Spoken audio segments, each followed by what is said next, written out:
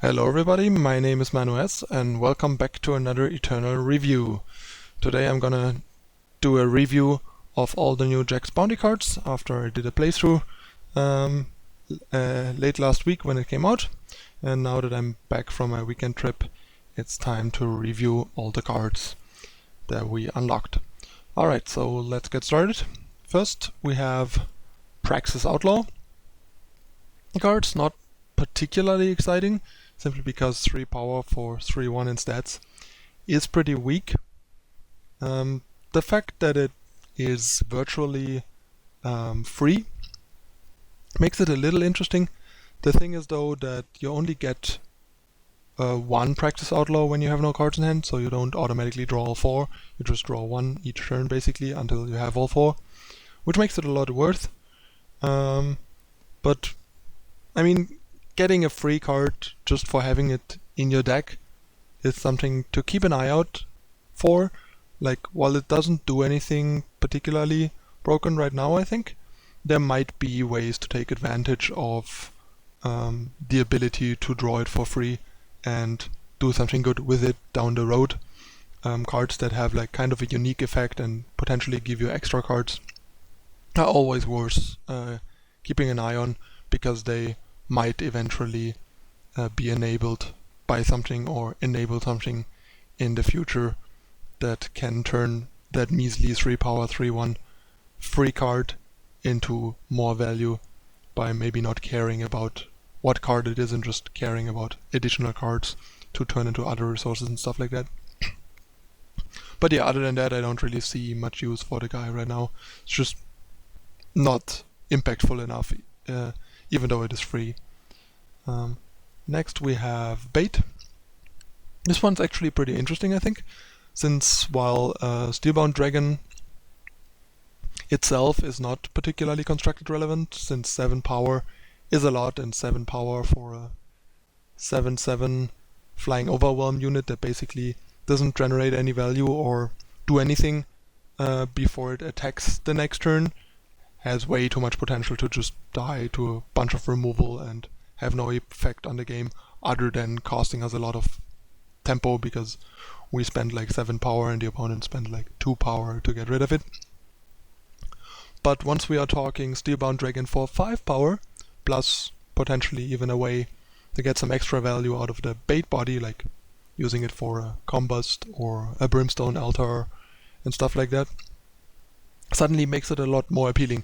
So while I'm not 100% sure how good this card is going to turn out, I think it has a lot of interesting potential, and especially with Brimstone Altar, you can play it on curve on turn 5 and sack it right away. Set it up by making sure the opponent doesn't have a Steward or a Maiden out, killing that on turn 4, and then turn 4 dropping Bait and getting rid of Bait before the opponent can silence it or play another Maiden or Steward, for example, and basically get a 5 power Steelbound Dragon, which suddenly looks a lot more appealing. So yeah, maybe there's some kind of Brimstone Altar Combust Sack Shell that can make good use of this card, since while at 7 power Steelbound Dragon is not constructed worthy and just a nice limited card, a 5 power 7/7 flying overwhelm suddenly becomes quite the potential constructed powerhouse, because it is early enough that the opponent really needs the answer and has less time to draw the answer to get rid of it, and it can deal do some serious damage to opponents. Okay, next we have Passage of Jovians. This card once again is not particularly appealing. 6 power is a lot for that effect. Double time makes sure we can't splash it anywhere, if we even wanted to, and the problem is silencing all enemy units is not gonna be that much value, especially for 6 power, and the opponent might not even have multiple units where silence does some generates some real value basically. And killing all enemy attachments is not particularly appealing either. There's like some decks where you might hit like 2 targets like Rakano, but then again against Rakano the card's gonna be way too slow and reactive and not impacting the board enough, so that's not really a thing. maybe this could be like a fringe 1 or 2 of sideboard card for some decks for specific matchups, but I couldn't even like necessarily think of a matchup where it one don't need this. So yeah, this card's pretty underwhelming, I think, and for now I don't really know what it could be used for. Next we have Hibernating Behemoth, another pretty underwhelming card, unfortunately. Effectively, it's a 7 power 6/6 that gains you 2 life, which is not very good. Like 6/6 for 7 is already pretty weak. Gaining 2 life is not gonna add a ton to these weak stats. I mean, there's like 7 power 7/7 that have M power gain overwhelm, which are effectively better than this guy. The fact that it's a dinosaur might seem to matter with the new dinosaur lord and stuff, but ultimately it doesn't.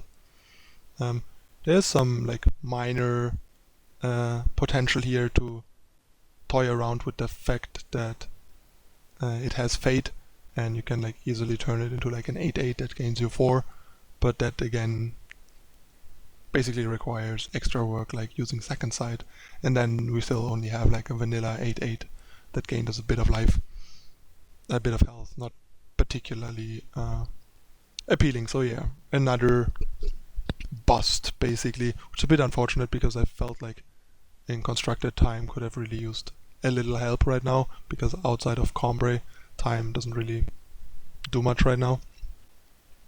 Especially like Illusion is very weak since the Shimmer Pack nerf. But alright, let's move on. Next we have Copperhall Bailiff. That's one of the more interesting and impactful cards. It's double justice, so it's made sure that you cannot splash it as like an aggressive hoser against decks like Jido and other token style go wide strategies, to keep it a bit in check and not basically everyone just splashing their guy to shut down decks like Jido, which would be pretty rough. 2/3 for 3 is not that great stats, but the fact that it has Warcry helps a bit. This potentially goes nicely into decks like Armory, maybe even Big Cambria. Basically all kinds of like mid-range to controlling green decks could be interested in this, since this buys you a lot of time and makes blocking a lot easier. And yeah, it is the single best main deck card outside of Lightning Storm probably to shore up the Jido matchup. Since yeah, turning all the units into mostly zeros and some of them ones is a pretty big deal, especially this early and with an added blocker that eats basically everything after it got its strength shrunk by 1. And it's also obviously, if not a main deck card, a great sideboard card for basically any Justice deck that is looking to shore up its Jido matchup in tournaments. And yeah, this is definitely one of the bigger additions from the new adventure, and something that is popping up quite a bunch already. Might even be good enough to put into the main deck of like a traditional Recano aggro to give you a leg up against other aggressive decks that try to race you, and it's also going to be nice in the mirror match, obviously. Next we have Hone. This is kind of an interesting one. While it is not super powerful, it is flexible enough that it might actually still be pretty good. Like for example, what we do have here is basically a Mithril Maze with 1 less health, but in addition, for that, like basically in exchange for the 1 extra health that we are losing, we gain a ton of flexibility of basically being able to upgrade a weapon that we already have, which is really nice, especially in decks that want to run a lot of relic weapons. Having a relic weapon, having a card that is a relic weapon if you don't have one, but is not dead in your hand if you already have a relic weapon out, but rather helps you to improve the relic weapon you already have to like kill more stuff with it, is potentially really nice. Like I'm not sure how good it's gonna be, I would need to test it, especially because I'm not particularly familiar with Armory so far. But this card definitely has a bunch of potential to show up in some numbers in something like Armory. So this is definitely a card worth trying. It might not seem as flashy, but the flexibility it offers has some real potential that should be explored and not easily dismissed. Alright, next we have Cliffside Potter. This is basically like a nerfed version of the old Echo Stranger. The old version was like a 2-power 1/1 Stranger with Echo. This is clearly like a lot worse. While it only costs 1, it has no strength, and which is even more important, it's not a Stranger. Like if this was still a Stranger, it would actually be a pretty interesting card and would most likely end up being like a 3 or 4 of in a Stranger deck and might make a Stranger deck more viable, like the Stranger deck that I recorded like a month ago or so. This would be a pretty sweet addition, benefiting from all the Stranger editions. And this is one of the other cards that still has potential to somehow be relevant. Like for example, I don't know, with Obelisk and Shimmer Pack and stuff, this is like 2 bodies for 1 and pretty cheap. So this can theoretically be interesting.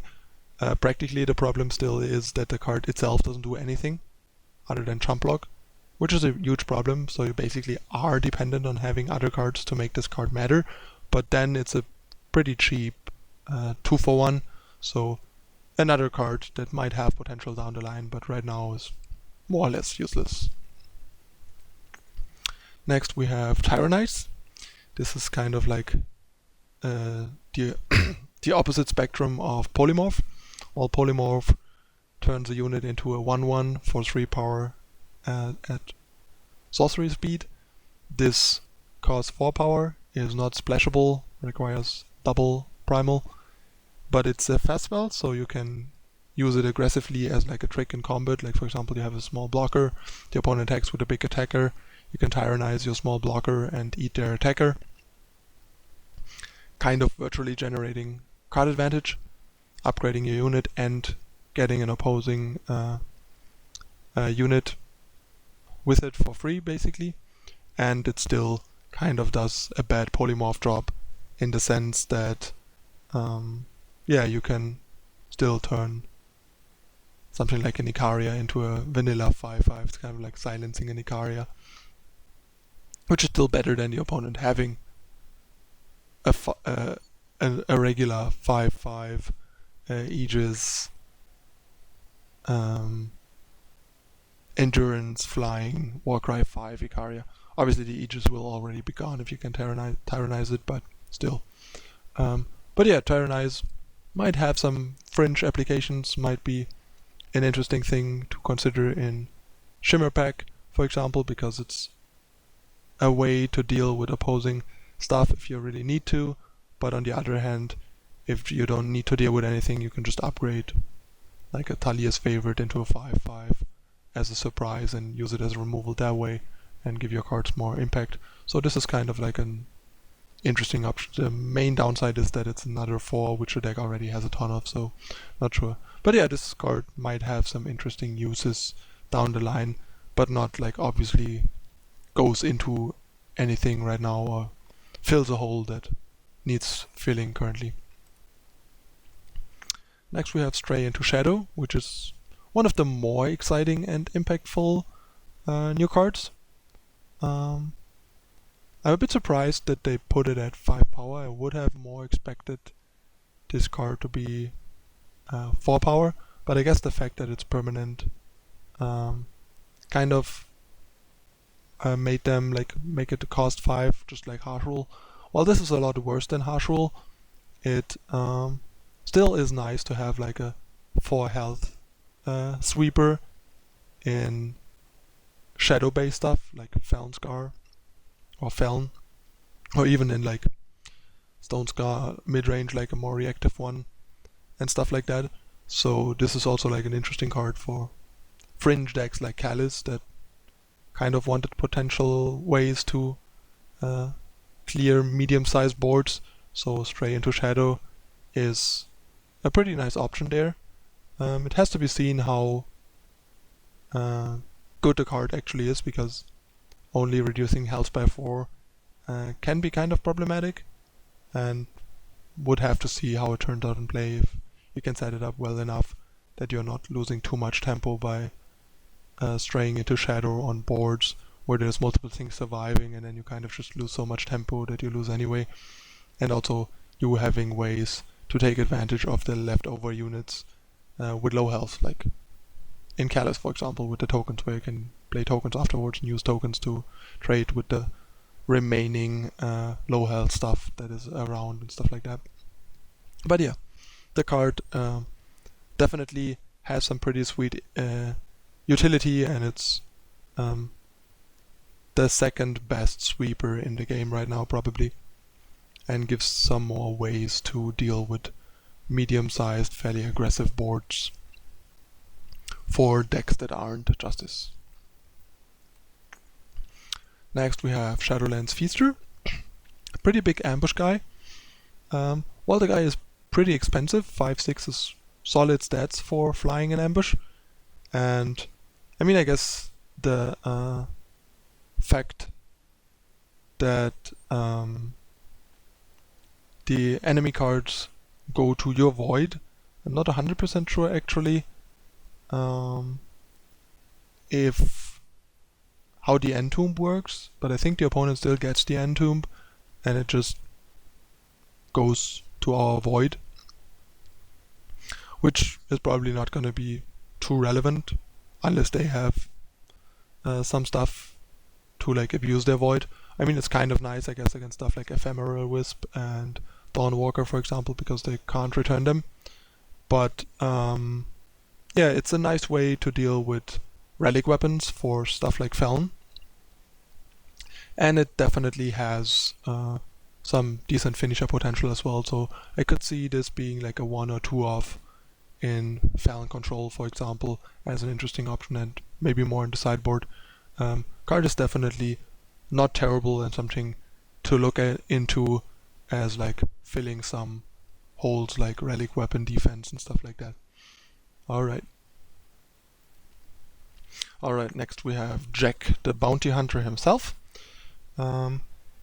Jekk is a bit so-so. I have mixed feelings about him. He's not terrible, like 6 power, 6/4 are okay stats with quick draw. One second. Sorry, I had to just turn off the Facebook sound in the background. Forgot to do that beforehand.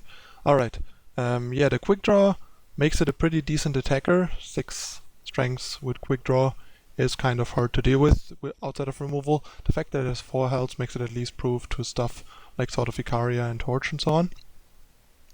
And the added Rebuke gives it some additional value. But right now there's not really a deck that wants him. Maybe there's some kind of like Recano mid-range deck possible that wants a couple of these as like additional enforcers and solid threats. But yeah, the card could show up in some numbers and might have some potential, but it's not actually a powerhouse or a card that obviously goes into any deck, but might be a solid mid-range threat that has some added utility and value. Next we have Cambria Mystery. While this card is kind of fragile and doesn't do a whole lot on its own, it might go into big Cambria in some small numbers to help accelerate into stuff like Harsh Rule and the late game, make cards like Ascendant a bit more powerful, and also Martial Ironsworn and stuff. Maybe there's even like a bigger ramp deck with the Echo 1/2 for 2 that like the 1/2 for 2 that gives your powers Echo and that lets you do some super ramp stuff.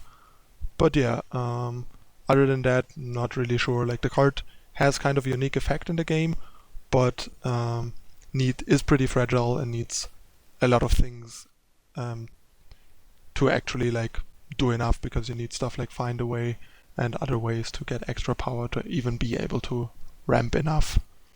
But yeah, it's it's a unique effect. We don't have anything like that in the game right now, so it's definitely worth keep an eye on and maybe experiment a bit with and see how high the ceiling of Cambria Mystery actually is. Alright. Next we have Avisaur Patriarch. The card is kind of interesting. The cost is definitely restrictive at double time, double primal. 2/4 is like kind of low stats for a 4-drop. Flying helps a bit. The fact that it makes dinos cheaper lets you do stuff like curve this into a predatory Carnosaur, which is definitely nice, but Carnosaur is not that great positioned. The ultimate makes itself a 4/6 flying down the line, which is definitely nice. And if you have some other dinosaurs going on, like twin brood sauropods or T-Rex hatchlings, and other constructed powerhouses, not so much, then you can get some serious value from it. Yeah, you can maybe compare it a bit to Champion of Wisdom, in the sense that you have to do different work to get it bigger, and it only becomes a 4/6, but also is less restrictive and has some added bonus for dinosaurs.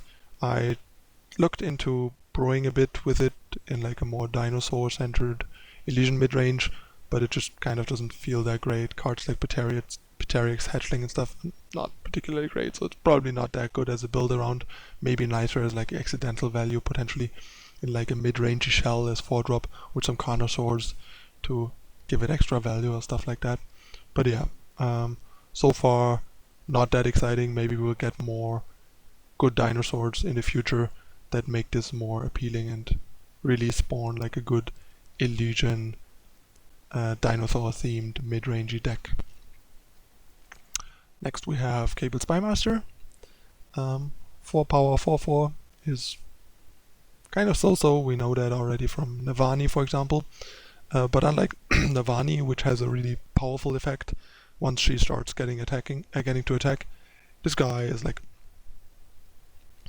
not that impressive. There's one thing that's kind of different here, is that the value happens immediately. Like if you have an infiltrate unit out, play this, attack, you get the infiltrate trigger without the unit losing its infiltrate. So even if the opponent kills it on their turn, you still got like a free infiltrate, which is kind of nice. But yeah, the thing this card does never really was the only infiltrates deck's problem, which is Haunting Scream, and the problem with Haunting Scream is more like cards like Steward of the Void and Statuary Maiden inconsistencies, and Cable Spymaster is not going to solve any of these. So right now, not particularly interesting. The one infiltrate deck we have is not good, and it's not going to get much better with this card either. Alright. Next we have Quarry, which is probably the best card from the new set. Magic players know this a version of this card as Sleight of Hand. In Magic it costs 1, and you look at the top 2 cards of your deck, put one in your hand, the other in the bottom, and it doesn't get reduced. Here it costs 2, and the card you don't take goes to your void, which is actually nice, because that makes it interesting for abusing it with some reanimator type strategies. And the fact that it costs 2 but makes the card 1 cheaper is potentially much more powerful than just costing 1, because it is also basically a one-time ramp effect, which is really great. Like in mid-range decks, if you play this on 2, hit a 4-drop with it, get the 4-drop, and you can suddenly play your 4-drop on turn 3 without investing like additional resources into ramping, which is really, really great. And we finally have some much more playable card selection compared to like Scheme. So this card is gonna make the biggest splash from all of the cards, and I can encourage you to just try it in almost everything.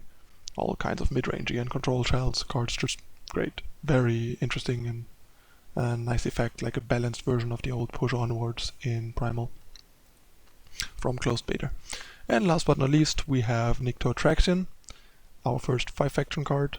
7 power, 8/8 flying is decent stats, I would say, but you have to do some serious work to play it.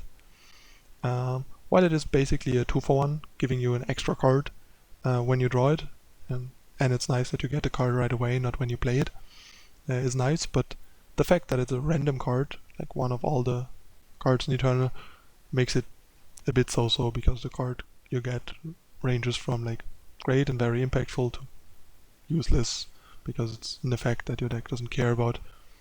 So yeah, don't expect this card to be really great, but maybe there might be like some interesting like 5 faction control that can get enough use out of the guy and the ability to want it, and maybe have it as like a finisher with added value and added card advantage.